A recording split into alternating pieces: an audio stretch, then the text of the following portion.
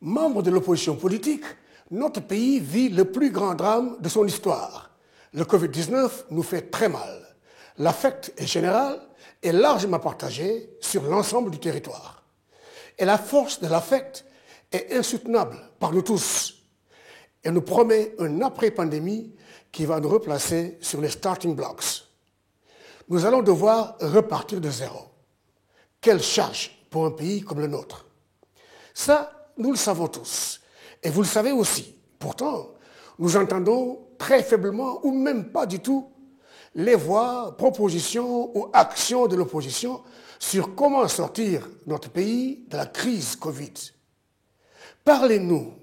Faites preuve de vos capacités de leader appelés à réaliser votre plus grand rêve qui est de diriger un jour ce pays. Montrez-nous que votre engagement pour les populations ne s'arrête pas seulement à la seule recherche de leur vote. Vous devez normalement, comme toute opposition qui se respecte et qui se dit apte à diriger, avoir dans vos rangs des experts en santé, des sociologues, des communicateurs.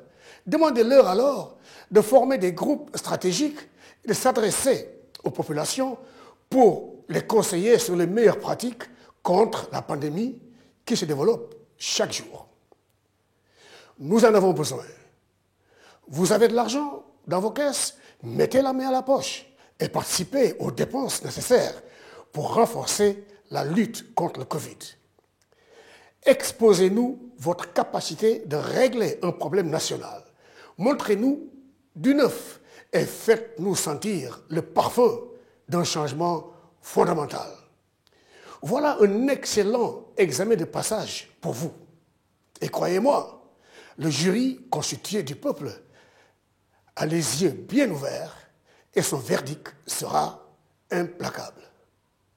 Nous avons la forte impression que vous vous croisez les bras et appréciez les durs efforts du gouvernement qui, impuissant, se débat face au double défi de la flambée de la pandémie et de la désobéissance des populations.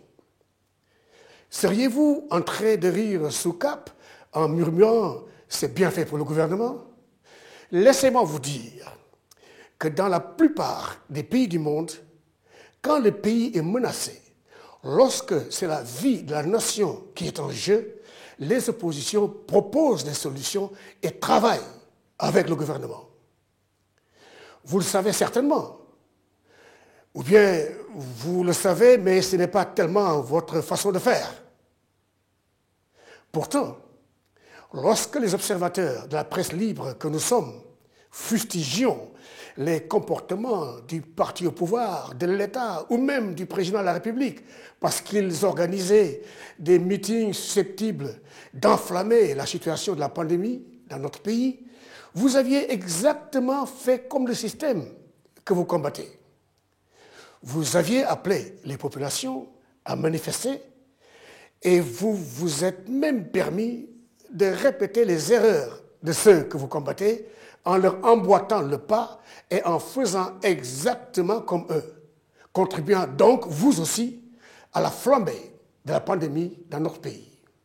Résultat, le Sénégal, notre cher pays, est embourbé dans une pandémie qui ne semble pas vouloir s'en aller de sitôt. Laissez-moi vous dire qu'aujourd'hui, ce n'est plus la seule responsabilité du gouvernement en place de faire face aux dangers qui menacent notre pays et son avenir. C'est la responsabilité de tous les Sénégalais. Par conséquent, votre responsabilité aussi. Vous qui aspirez à gouverner le pays, prouvez-nous que vous aussi, vous êtes préoccupés par les ravages de la pandémie, que vous avez des solutions pour nous. Prouvez-nous que quand vous serez au pouvoir, vous serez capable de régler les problèmes. Pour le moment, nous vous voyons dans la presse en ces réels moments tragiques que traverse notre pays, marqué par un lourd tribut payé par les jeunes du Sénégal.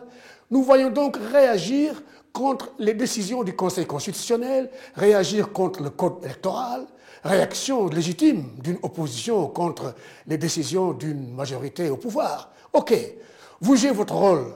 Vous savez, vous aussi, choisir les priorités. Mais est-ce que vous savez choisir les priorités pour les Sénégalais dont vous souhaitez le vote? Eux, ils savent très bien ce qui est prioritaire pour eux en ces moments dramatiques. Dites-nous alors, comment pouvez-vous vous préoccuper d'élections si dès maintenant, en pleine crise nationale, vous n'exprimez pas votre sérieux attachement aux électeurs qui sont aujourd'hui malades, dans les hôpitaux, mourants ou qui perdent des êtres chers? Drôle d'attitude devant vos électeurs. Croyez-moi, les électeurs qui vivent l'apocalypse d'aujourd'hui ne l'oublieront jamais, car ils l'inscriront dans un coin de leur carte d'électeur, dans un coin de leur tête.